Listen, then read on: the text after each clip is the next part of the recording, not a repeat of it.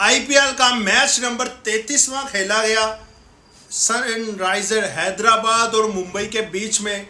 ये मैच की बड़ी बात ये थी कि इस मैच में जो टीम जीतनी थी वो उसके लिए चांस रोशन हो जाने थे सेमीफाइनल के लिए क्वालिफाई करने के लिए, और जो टीम हारनी थी तकरीबन वो टीम अब बाहर हो जानी थी इस टूर्नामेंट से।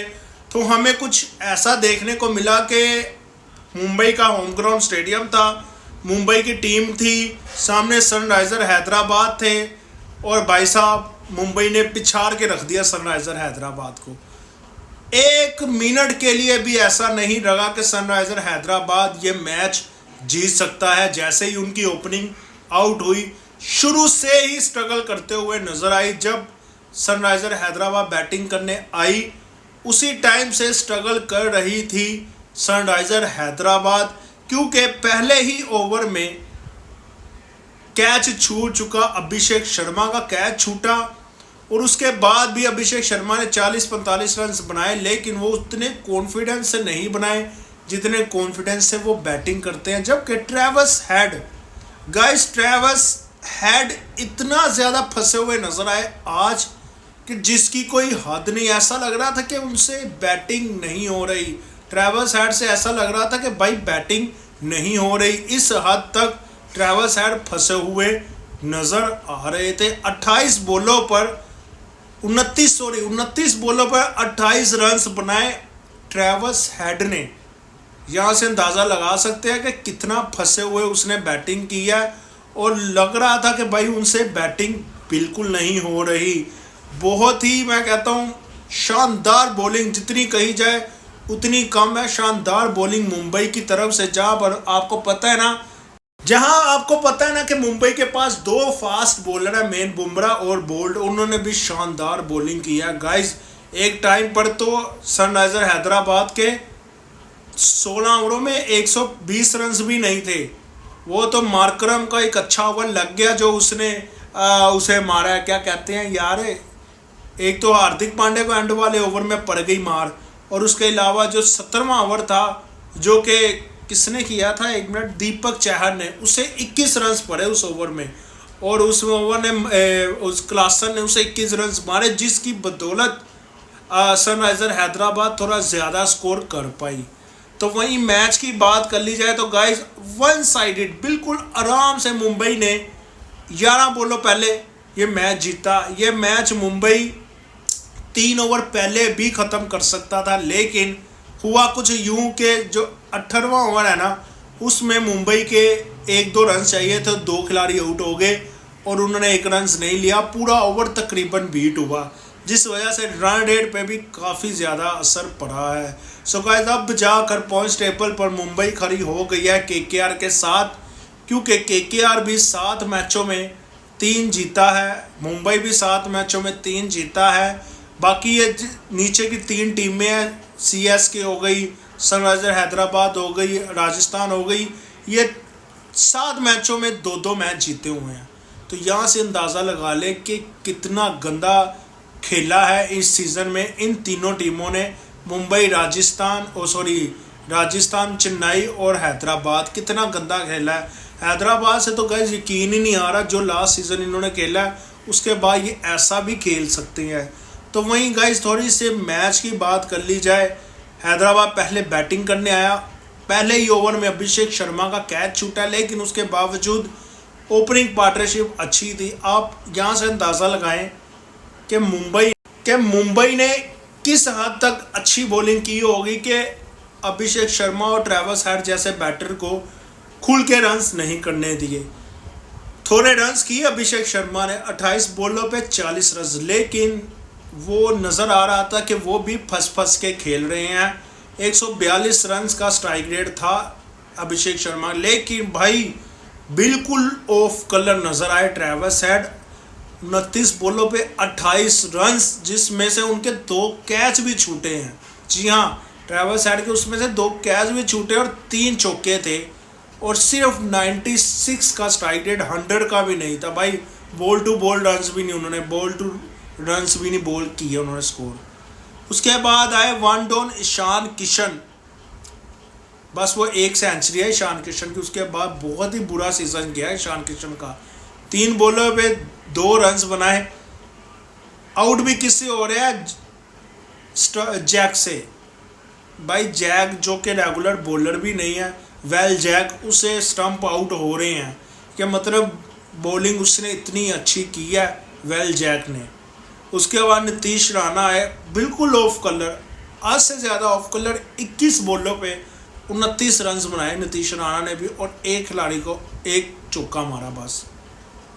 हेनरी क्लासन वो भी शुरू में फंसे हुए नजर आए, लेकिन एंड में जाकर जब इन्होंने तकरीबन वो दीपक चहर को 21 रन्स बनाए, उसके बावजूद जाकर ना 28 बॉलों पे सिर्फ 37 रन्स कर पाए। यहाँ से अंदाज़ा लगा ले कि बॉलें उस ओवर से पहले ऊपर ही क्लासन की भी चल रही थी और रन्स नीचे थे। तो 130 का स्ट्राइक रेट था क्लासन का भी। अंकित वर्मा ये नीचे से आए आखिरी ओवर में, इसने हार्दिक पांड्या को अच्छे 2 छक्के लगाए। 8 बॉलों में 18 रन, 225 के स्ट्राइक रेट से इसने खेला। तो इससे ऊपर ही बैटिंग करवा देते यार, वो बच्चे इससे, उस बच्चे से हिट्टे लग रही थी तो उसे ऊपर ही खिला देते गाइस। पैट कमिंग 4 बॉले 8 रन, 1 छक्का लगाया पैट कमिंग ने भी। टोटल 162 जो कि नज़र नहीं आ रहा था, तो उसके बावजूद 162 किया। और लगा ऐसे कि भाई मुझे लग रहा था कि शायद मुश्किल विकेट है, मुझे यही लग रहा था कि बॉल फंस के आ रहा है, रुक के आ रहा है, सीधा बल्ले पे बॉल नहीं आ रहा, तो मुश्किल होगी मुंबई को भी चेस करने में।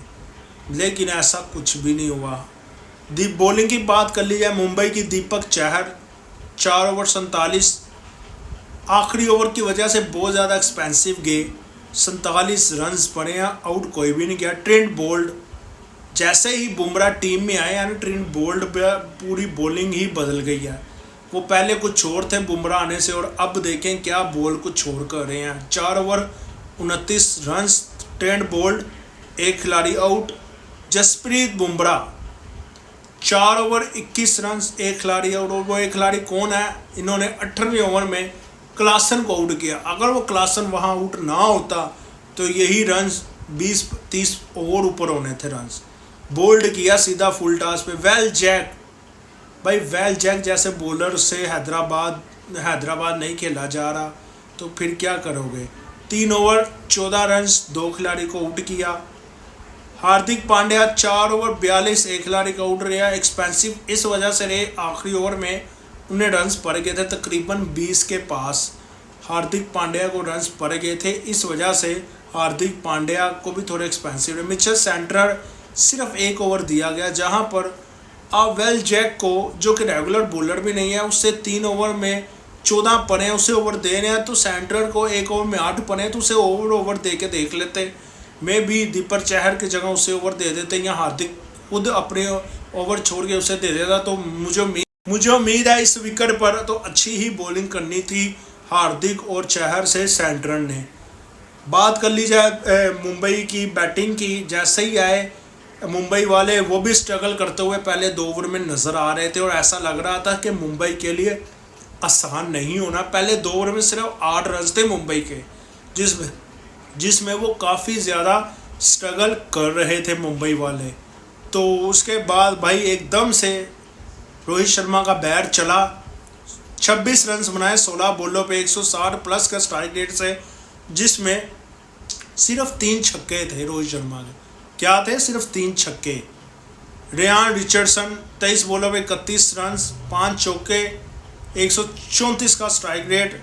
मैच फंस सकता था गाइस, जब रोहित शर्मा आउट हुए हैं ना पहले, तो उसके बाद सीधा कैच छोड़ दिया वेल जैक का, जिन्होंने 26 बॉलों पे 36 रन बनाए। जी हाँ, ट्रेविस हेड ने सीधा कैच छोड़ा वेल जैक का। अगर वहाँ वेल जैक आउट हो जाते तो फंस जाना था मैच बहुत ज़्यादा, क्योंकि रेयान रिचर्डसन कल ना मुंबई का, आप ये कह लें दिन था तो ये भी गलत नहीं होगा। कल रेयान रिचर्डसन का भी एक कैच जो पकड़ा पैट कमिंग ने, वो भी बाद में 9 बॉल हो गई। इतनी अच्छी किस्मत थी कल मुंबई की, वरना मैच 100% पड़ा। नीचे से सूर्य कुमार यादव, उन्होंने फिर मैच वेल जैक के साथ मिलकर बिल्कुल ही वन साइड पे कर दिया, बिल्कुल साइड पे लगा दिया मैच। 15 बॉलों पे 26 रन बनाए, सूर्य कुमार यादव ने 170 प्लस का स्ट्राइक रेट। तो जब इतना लो टोटल हो तो आप ऐसी बैटिंग कर जाए तो बिल्कुल मैच साइड पे हो जाता है। 15 बॉलों पे 26, 2 छक्के 2 चौके लगाए और उसके बाद आउट हो गए। तिलक वर्मा 17 बॉलों पे 21 रन, 2 चौके। हार्दिक पांड्या नीचे से आए, तेज बैटिंग की, उन्हें पता था ना रन रेट का। 9 बॉलों पे 21 रन बनाए, 230 प्लस का स्ट्राइक रेट और 1 छक्का और 3 चौके लगाए। मैच बिल्कुल साइड पे लगा दिया। जिसके बाद नमनदीर आए, वो भी 0 पे आउट हो गए जब 1-2 रन चाहिए थे। तो उसी ओवर में वो भी आउट हो गए जब हार्दिक पांड्या आए। फिर 1 रन बनाने के लिए तकरीबन 7-8 बॉलें लग गई मुंबई को, जैसे मैंने बताया। हैदराबाद की बॉलिंग की बात की जाए, मोहम्मद शामी जो इन्होंने बहुत ही प्राउड से लिया था और बहुत ही के सोचा था हमारे लिए परफॉर्म करके दिखाएंगे। बिल्कुल ऑफ कलर सीजन गुजर रहा है मोहम्मद शामी का। 3 ओवर 28 रन, आखिरी ओवर ही नहीं दिया। मोहम्मद शामी को बहुत ज़्यादा रन्स पड़े हैं guys. PAT coming 4 over 26 run, 3 खिलाड़ी का आउट। बहुत अच्छी बॉलिंग किया पैट कमिंग ने, शानदार बॉलिंग किया पैट कमिंग ने, लेकिन उसके बावजूद वो अपनी टीम को जीत नहीं दिला सके। ईशान मलिंगा 4 ओवर 36 रन, 2 खिलाड़ी का आउट। अच्छी बॉलिंग की है लेकिन एक्सपेंसिव। जब आप 160 का टारगेट हो ना आपके पास तो आपको और अच्छी बॉलिंग करनी पड़ेगी। स्कोर लीक किए। जिशान अंसारी 3.1 ओवर 35 रन, ये भी एक्सपेंसिव रहे। हर्षल पटेल 3 ओवर 31 रन, 1 खिलाड़ी आउट, ये भी एक्सपेंसिव रहे। राहुल चहर 1 ओवर 9 रन, सिर्फ 1 ओवर दिया गया राहुल चहर को। Man of the match Will Jacks बिल्कुल वही बनते हैं क्योंकि उन्होंने जो बॉलिंग किया 3 ओवर में 3 खिलाड़ी का आउट और 36 रन भी बनाया, तो उनके अलावा कोई और ले नहीं सकता था। So guy man of the match. So मेरी नज़र में सनराइज़र हैदराबाद का कल दिन नहीं था। मुंबई की बहुत ज़्यादा किस्मत थी क्योंकि जहां पर उनके कैच छूटे भी हैं और पकड़े भी हैं, 9 बॉलें भी हुई हैं, तो उससे ओवरऑल देखा जाए तो मुंबई को फ़ायदा ही हुआ। और मुंबई की जितनी फ़ैन फॉलोइंग है ना, वो जितनी बड़ी फ्रेंचाइज है, तो उन्होंने वो पहले ही मतलब 1 साइडेड बाइट हो जाते तो टूर्नामेंट का मज़ा बिल्कुल नहीं आना था। तो अब थोड़ी जान आई है, मुंबई ने जान डाली है। इतनी बड़ी सिटी है अपने फैंस के बीच में कि भाई हाँ हम हैं ना, कि हम आपको भी खुशियाँ देंगे। मुंबई की टीम ने उनके फैंस को ये उम्मीद दिला दी है। सो गाइस अब बस रन रेट की बात कर ली जाए। मुंबई आके खड़ा हो गया 7वीं पोजीशन पर और KKR है 6ठी पोजीशन पर। मार्जिनली रन रेट का फ़र्क है थोड़ा सा, तो अब देखना होगा कि क्या आगे होता है। जिसके बाद अब गाइस क्या और नई चीज़ें हमें देखने को मिलती हैं। तो आपको क्या लगता है, क्या मुंबई में इतना मादा है कि वो क्वालिफाई कर पाएगा अगले राउंड में? गाइस क्या लगता है, हो सकता है ऐसा? मुझे कमेंट करके ज़रूर बताइएगा कि ऐसा हो सकता है तो नहीं। बाकी मैच या आज भी मैच एक खेला जाने वाला है रॉयल चैलेंजर बेंगलोर और पंजाब के बीच में। तो ये मैच गाइस अभी तक तो बारिश हो रही है इस मैच में और लग नहीं रहा कि मैच होगा। तो जिसके बाद अगर मैच हुआ भी तो तकरीबन 5-6 ओवरों का ही मैच होगा। तो अब ये देखना होगा कि 5 ओवर के मैच में क्या कुछ हम लोगों को देखने को मिलता है। सो गाइस कैसी लगी वीडियो आपको मेरी, कमेंट करके ज़रूर बताइएगा। अगर वीडियो अच्छी लगी हो तो चैनल को सब्सक्राइब ज़रूर कीजिए ताकि मैं आप लोगों के लिए ऐसे ही और सारी वीडियोस लाता रहूं। सो गाइस चलता हूं, अपना बहुत सारा ख्याल रखिएगा क्योंकि मुझे और भी बड़े काम है और मैंने जाके देखना होता है गाइस। आपको पता है ना, जब बंदा ज़्यादा पंखों में पड़ जाए ना, उस पर ज़िम्मेदारी बढ़ जाती है गाइस। जब जिम्मेदारियाँ बढ़ जाए फिर इंसान किसी काम का नहीं रहता। तो गाइस मेरी जिम्मेदारियाँ बहुत बढ़ गई हैं, तो मैंने अब सोच लिया है कि अब काम करना है तो अच्छा करना है। सो गाइस जिम्मेदारी आ गई है, तो अपना बहुत सारा ख्याल रखिएगा। चलता हूँ, टेक केयर, दुआ में याद रखिएगा।